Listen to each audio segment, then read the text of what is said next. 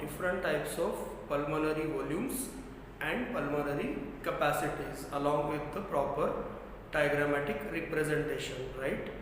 If you remember, then we described different types of pulmonary volumes like tidal volume, then inspiratory reserve volume, expiratory reserve volume and residual volume. And as far as capacities are concerned, we described IC, that is inspiratory capacity, expiratory capacity, functional residual capacity, total lung volume and vital capacities by combining different types of pulmonary volumes. Is it okay?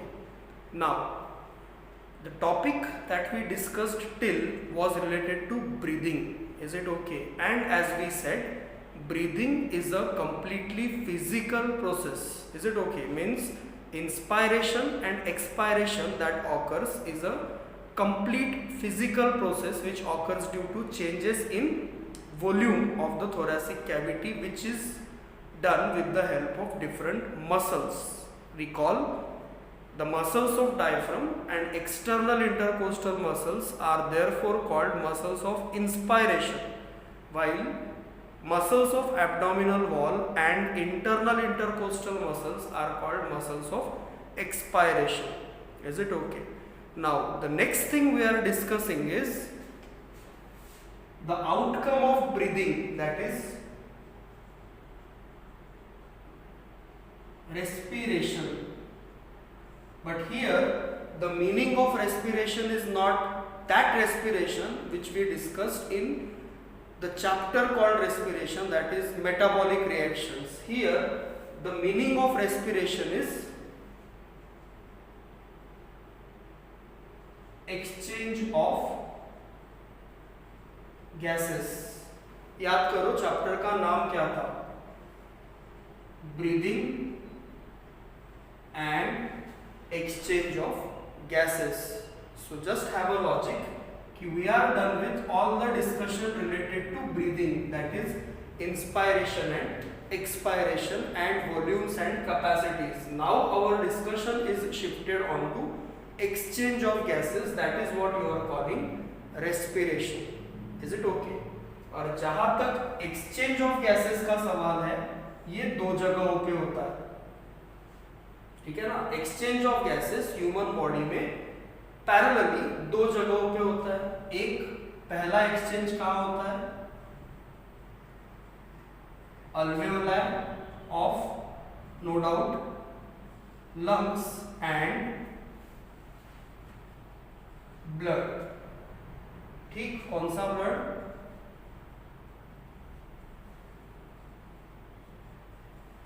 Deoxygenated blood. मतलब lungs के अंदर alveoli से oxygen deoxygenated blood में जाता है और deoxygenated blood में present carbon dioxide alveoli में जाता है. तो ये जो एक्सचेंज है ये लंग्स में होता है.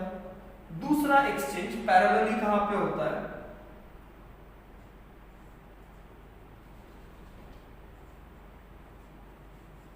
oxygenated blood carried by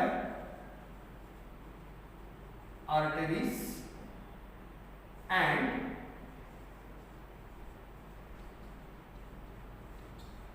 body tissues. ठीक है ना? ऑक्सीजनेटेड ब्लड जो हार्ट के द्वारा पंप किया जाता है और बॉडी के अलग अलग हिस्सों में भेजा जाता है, उस ब्लड से ऑक्सीजन टिश्यूज में जाएगा और टिश्यूज में जो सेल्स है वहां होने वाली मेटाबॉलिक रिएक्शन से निकलने वाला कार्बन डाइऑक्साइड ब्लड में जाएगा. तो ये भी एक एक्सचेंज है और ये भी एक एक्सचेंज है. ये एक्सचेंज लंग की या अल्वेओलाई की कैविटीज और डीऑक्सीजनेटेड ब्लड के बीच होता है eight the level of lungs, और ये exchange oxygenated blood and tissue के बीच में होता है eight the level of body tissues. तो क्योंकि ये लंग्स के लेवल पे होने वाला एक्सचेंज है, इसे हम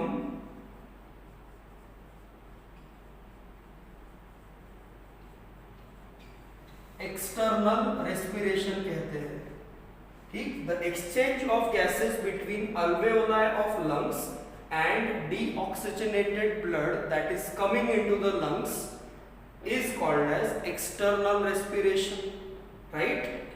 ओवरऑल यहाँ क्या होगा, O2 ब्लड में आएगा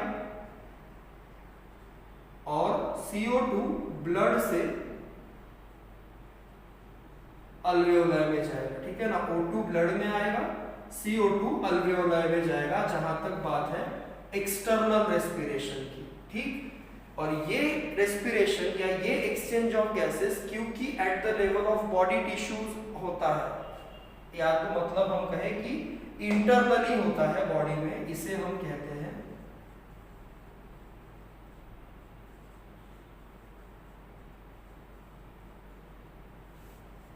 इंटरनल रेस्पिरेशन, ठीक है ना। External respiration, internal respiration, external eight the level of lungs, internal eight the level of body tissues. यहां क्या होगा, यहां बॉडी टिश्यू से CO2 कहां जाएगा, ब्लड में, और ब्लड से ऑक्सीजन कहां आएगा,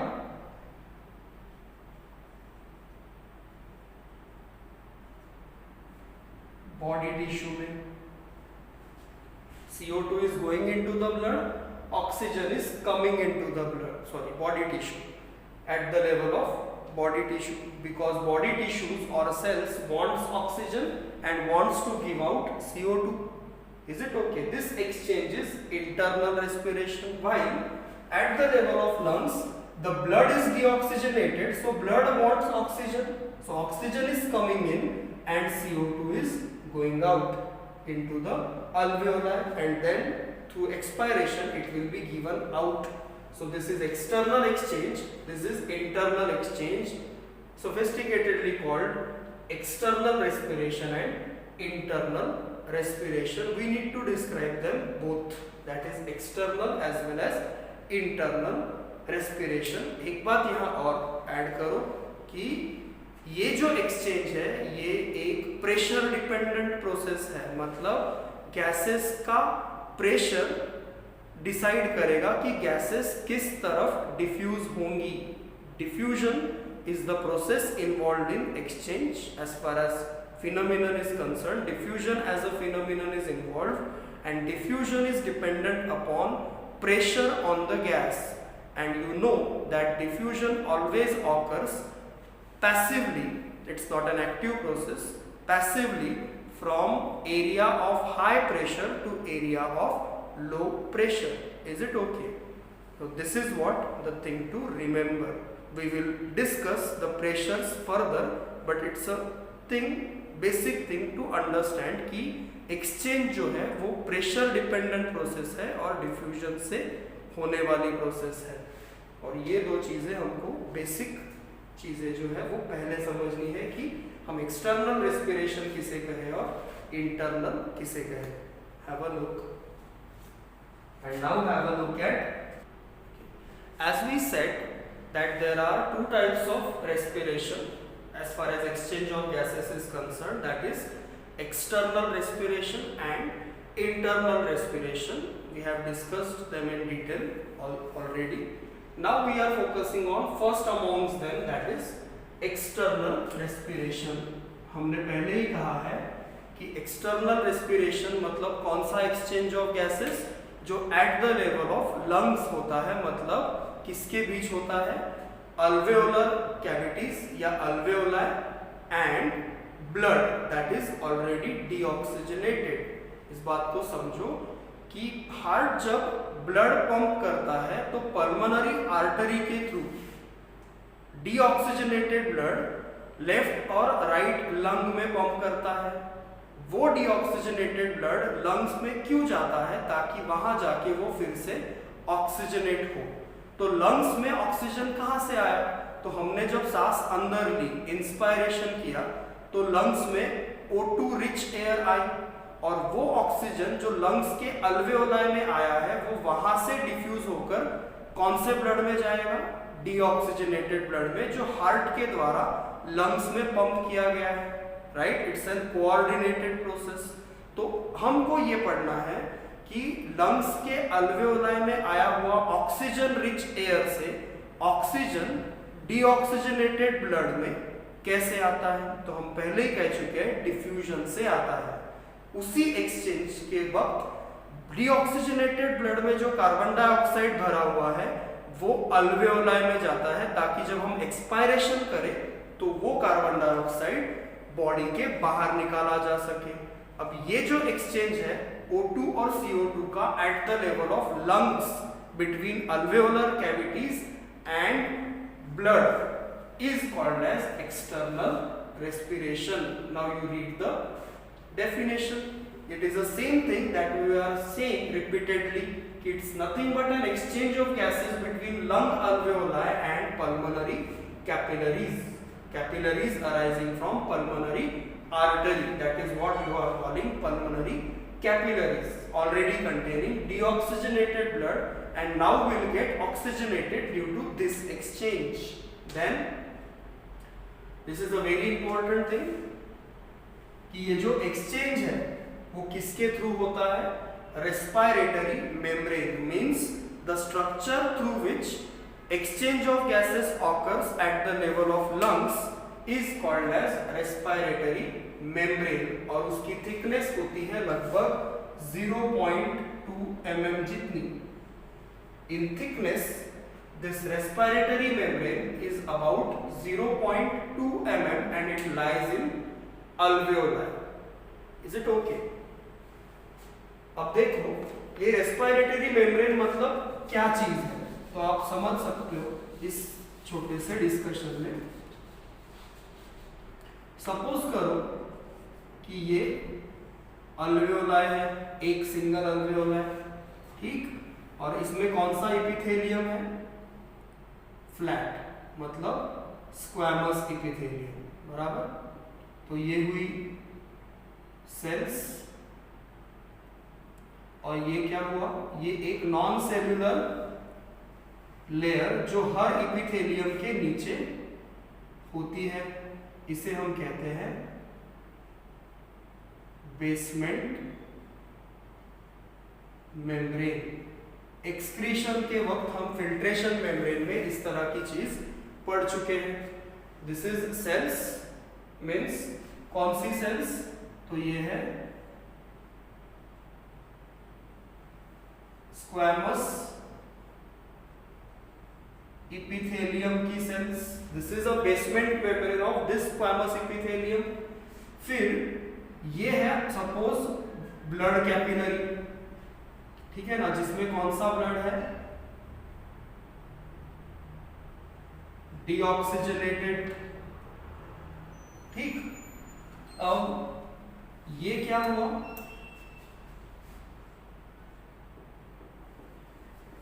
ये इस ब्लड कैपिलरी का, दिस इज ब्लड कैपिलरी, और ये इस ब्लड कैपिलरी का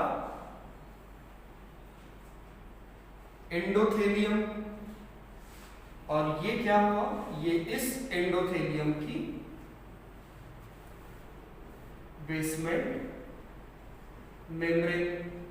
हम कंफ्यूजन अवॉइड करने के लिए इस एंडोथेलियम को भी इधर ही नेम करते हैं एंडोथेलियम, जो भी already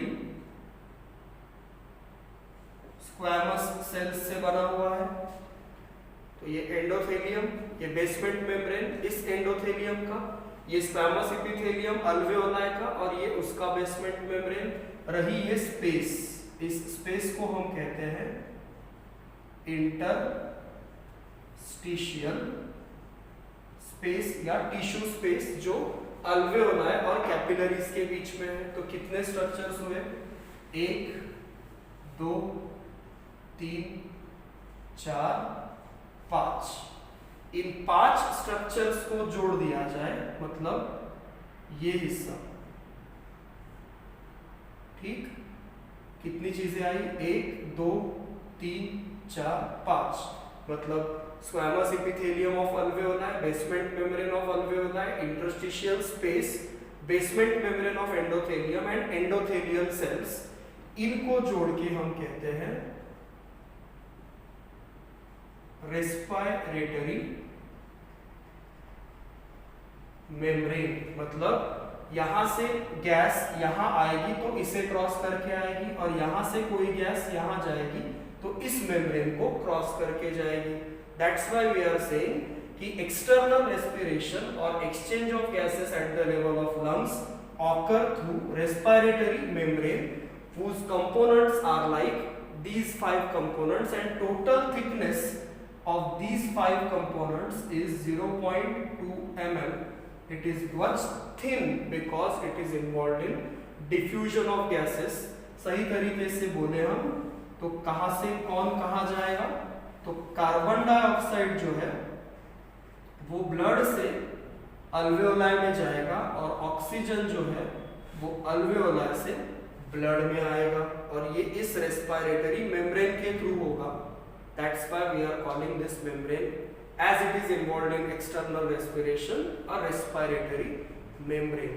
Is it okay? So this is what you need to understand. Now have a look at the discussion that is on the slide. What you can see is the same thing, that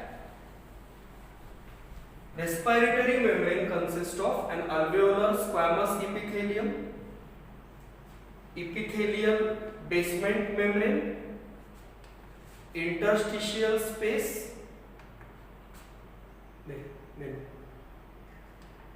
capillary basement membrane and endothelium of capillary. ये A से लेकर E तक ये जो 5 components जो हमने अभी diagrammatically देखे, वही सेम चीज तुम यहाँ फिर से देख सकते हो कि ये आरबीसी है जिसके अंदर ऑक्सीजन है, तो ये ऑक्सीजन नहीं है इस आरबीसी में क्योंकि ये डीऑक्सीजनेटेड ब्लड है, तो अल्वेओलाई से O2 आरबीसी की तरफ जा रहा है और कार्बन डाइऑक्साइड अल्वेओलाई में आ रहा है, राइट?